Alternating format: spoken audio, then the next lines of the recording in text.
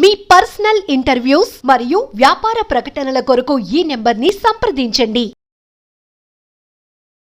అందరికీ నమస్కారం. మనం శారీరక ఆరోగ్యం కోసం అనేక రకమైనటువంటి వ్యాయామాలు చేస్తూ ఉంటాం. అయితే ఒకరు ఒక సందేహాన్ని వాళ్ళు వెళ్ళబుచ్చారు.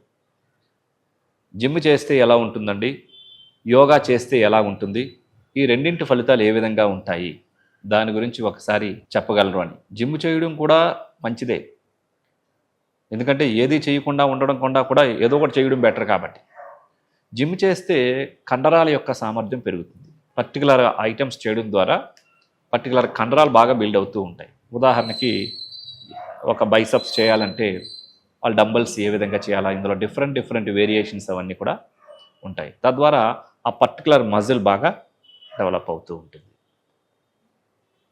యోగా చేయడం ద్వారా తన యొక్క వెయిట్నే ఆధారంగా చేసుకొని కొన్ని ఆసన భంగిమలో ఉండడం ద్వారా బాడీ ఇంటర్నల్ ఆర్గాన్స్ పైన ఆరోగ్య శక్తి బాగా పెరుగుతుంది. కండరాల మధ్య మంచి ఫ్లెక్సిబిలిటీ వస్తుంది. బలం పెరగడంతో పాటుగా ఫ్లెక్సిబిలిటీ వస్తుంది. జిమ్ చేస్తే బాడీ స్టిఫ్ అవుతుంది. స్టిఫ్ అయిపోయి కండరాల బలం పెరుగుతుంది, కానీ అవసరానుకూలంగా వాళ్ళకి ఆ ఫ్లెక్సిబిలిటీ ఉండదు. యోగా అలా కాదు, ఫ్లెక్సిబిలిటీ ఉంటుంది. ముందుకు వంగాలన్నా, వెనక్కి వంగాలన్నా, చెయ్యి వెనక్కి వంగాలన్నా చాలా ఫ్రీగా ఉంటుంది. బాడీలో చాలా ఫ్లెక్సిబిలిటీ ఉంటుంది. జిమ్ చేయడం ద్వారా కూడా శారీరక కండరాలు బలోపేతం అయితే, యోగా చేయడం ద్వారా మరి మైండ్, బాడీలో ఉన్న కండరాలు, నరాలు, బ్యాలెన్సింగ్, ఇన్ని ఇంప్రూవ్మెంట్స్ అనేటటువంటివి ఉంటాయి. ముఖ్యంగా mind balancing, body and mind coordination, అదేవిధంగా కాన్సన్ట్రేషన్, స్ట్రెస్ రిలీఫ్ అనేటటువంటిది ఎక్కువగా జరుగుతూ ఉంటుంది. కాబట్టి జిమ్ చేస్తే దానికి ఉండాల్సినటువంటి ప్రాముఖ్యత దానికి ఉంటుంది. యోగా చేయడం ద్వారా దీనికి ఉండాల్సినటువంటి ప్రాముఖ్యత దీనికి ఉంటుంది. సో దేనికి ఉండాల్సినటువంటి ప్రాముఖ్యత దానికి ఉంటూ ఉంటుంది. కాబట్టి జిమ్ చేస్తూ కూడా యోగా చేస్తే మంచి ఫ్లెక్సిబిలిటీ వస్తుంది. శారీరక సౌష్ఠవంతో పాటుగా ఎదుగుతున్న కొద్దీ, వయసు పెరుగుతున్న కొద్దీ మరి బాడీ ఫ్లెక్సిబిలిటీ అనేది చాలా ఇంపార్టెంట్. అదేవిధంగా బ్యాలెన్సింగ్ చాలా ఇంపార్టెంట్. తద్వారా మైండ్ రిలాక్సేషన్ కూడా చాలా ఇంపార్టెంట్. అదేవిధంగా బాడీ అండ్ మైండ్ కోఆర్డినేషన్ కూడా చాలా ఇంపార్టెంట్.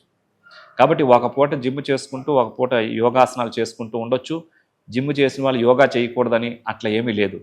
ప్రతిరోజు కూడా చక్కగా 1 గంట జిమ్ చేసుకుంటూ 1 గంట యోగాసనాలు, సూర్య నమస్కారాలు, ప్రాణాయామం, మెడిటేషన్ చేసుకుంటూ ఉంటే మరి చాలా రకాలైనటువంటి బెనిఫిట్స్ వాళ్ళకి వస్తూ ఉంటాయి. ఇటు శరీరంలో అన్ని కండరాలు, శరీరంలో అన్ని ఆంతరాంగకమైనటువంటి అవయవాలు, శరీరంలో అన్ని రకాలైనటువంటి నరాలు, శరీరంలో వివిధమైనటువంటి అన్ని అవయవాల ఆర్గాన్స్ పైన లైఫ్ స్పాన్ పెంచడంలో, ఆరోగ్య శక్తిని పెంచడంలో, ఏకాగ్రతను పెంచడంలో, మెమరీని పెంచడంలో, స్ట్రెస్ను తగ్గించడంలో ఈ యోగా యొక్క ప్రాముఖ్యత చాలా ప్రభావాన్ని కలిగజేస్తూ ఉంటుంది. జిమ్ములో వాళ్ళు ఏ పర్టికులర్ అయితే ఒక ఇది చేస్తున్నారో ఒక మజిల్ మీద, ఆ పర్టికులర్ మజిల్ మాత్రమే బిల్డ్ అవుతూ ఉంటుంది. కానీ యోగా అలా కాదు. కొన్ని నిల్చుని చేసే ఆసనాలు ఉంటాయి ప్రతిరోజు, కొన్ని కూర్చొని చేసే ఆసనాలు ఉంటాయి, కొన్ని సుపైన్ పోస్చర్లో వెళ్ళకల్లా పడుకొని చేసే ఆసనాలు ఉంటాయి, కొన్ని బోర్లా పడుకొని చేసేటటువంటి ఆసనాలు ఉంటాయి. సో వాళ్ళ యొక్క శరీరం యొక్క వెయిట్నే ఒక భంగిమలో సుమారుగా 20 నుంచి 30-40 సెకండ్లు ఆ స్థితిలో ఉండడం ద్వారా ఇది ఇంకా కష్టతరమైనటువంటి. బయట బరువుని ఎత్తడం చాలా సులభం, కానీ తన యొక్క శరీరాన్ని బరువునే తాను బ్యాలెన్స్ చేస్తూ ఉండడం అనేటటువంటిది చాలా ప్రభావం కలుగజేస్తూ ఉంటుంది. ఉదాహరణకి ఇప్పుడు భుజంగాసనం చేస్తే ఇది మెడ కండరాలపైన, థైరాయిడ్ గ్రంథి పైన, ఛాతి కండరాలపైన, ఊపిరితిత్తులపైన, వెన్నెముక పైన, పొట్ట పైన ప్రభావం కలుగజేస్తుంది.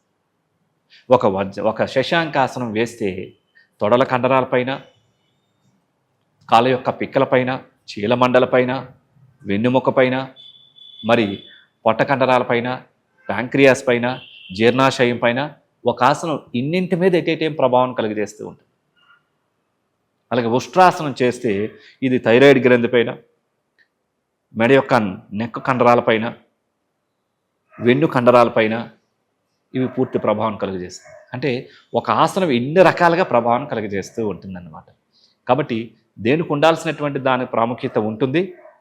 సో అందులో భాగంగా ఇప్పుడు కొన్ని ఆసనాలు మనం సులభంగా ఏ వయసు వాళ్ళైనా చేసుకోగలిగినటువంటి ఆసనాలు వీరభద్రాసనం, ఊర్ధ్వహస్తాసనం టు పాదహస్తాసనం ఏ విధంగా చేయాలో చేసి చూద్దాం.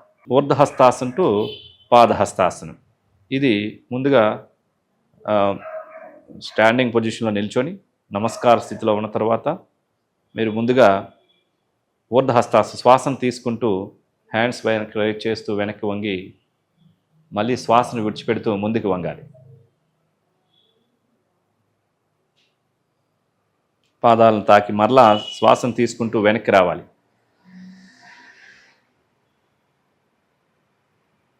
అలా పూర్తిగా శ్వాసను విడిచిపెడుతూ ముందుకు వంగాలి. కంటిన్యూ. 1 2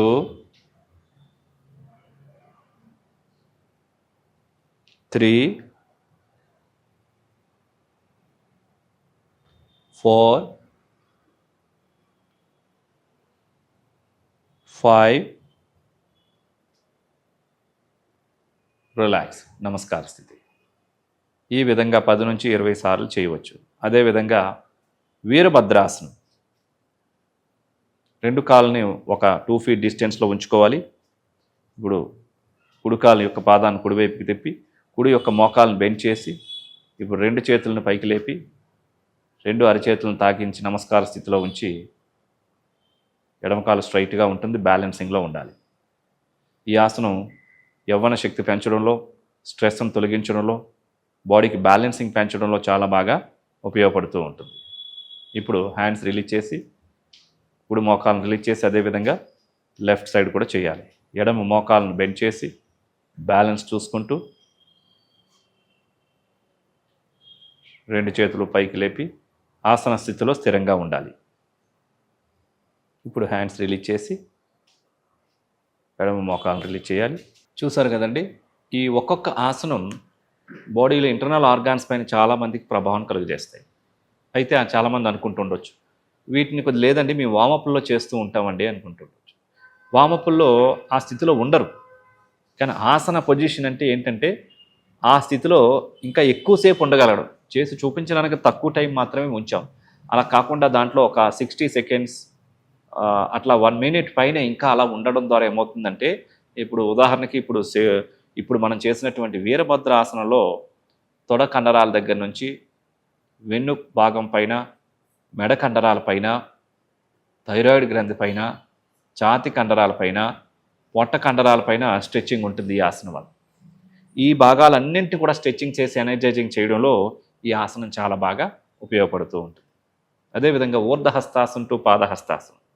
ఇది పూర్తిగా శరీరాన్ని అంతటిని కూడా వెనకాతల నరాల దగ్గర నుంచి మొదలుకొని, డైజెషన్ సిస్టమ్ దగ్గర నుంచి మొదలుకొని ఇక పూర్తిగా బాడీకి ఫ్లెక్సిబిలిటీ తీసుకురావడంలో, పొట్టను తగ్గించడంలో, ఈ ఊపిరితిత్తుల పైన ఈ శ్వాసను తీసుకుంటూ శ్వాసను విడిచిపెట్టడం పైన ఈ ఆసనం యొక్క ప్రభావం ఉంటుంది. కాబట్టి ఆసనాలు చేయడం అనేటటువంటిది వివిధమైనటువంటి ఆర్గాన్స్ పైన చాలా ప్రభావాన్ని కలుగజేస్తూ ఉంటుంది.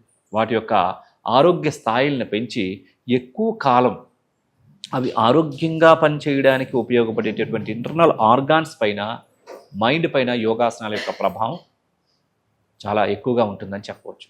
కాబట్టి ఇలాంటివి రోజువారీ యోగాసనాల్లో నిలబడేవి కొన్ని చేస్తాం. ఇవి ఒక రకమైన ప్రభావం కలుగజేస్తాయి, బ్యాలెన్సింగ్ని పెంచుతూ ఉంటాయి వయసు పెరిగే కొద్దీ. కూర్చొని చేసే ఆసనాలు కిందన స్థిరంగా కూర్చోగలగడానికి ఉపయోగపడుతూ ఉంటాయి. చాలామంది మనం కింద కూర్చోలేం వయసు పెరిగే కొద్దీ. అదేవిధంగా జిమ్ చేసినప్పుడు బాడీ స్టిఫ్ అయిపోతుండదు, ఫ్రీగా వంగదు. ఇది అట్లా కాకుండా ఎట్లయినా సరే ఫ్రీ మూమెంట్ ఉంటుంది జాయింట్స్ మధ్య.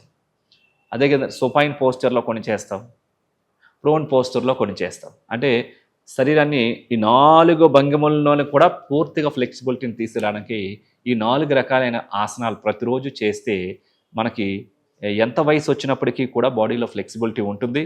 మరి భవిష్యత్తులో కర్ర పట్టుకొని నడవడం కానీ, లేకపోతే మరి ఇంకా అనారోగ్య సమస్యల నుంచి బయటపడేయడానికి ఈ యోగా చాలా బాగా ఉపయోగపడుతుంది. నమస్కారం.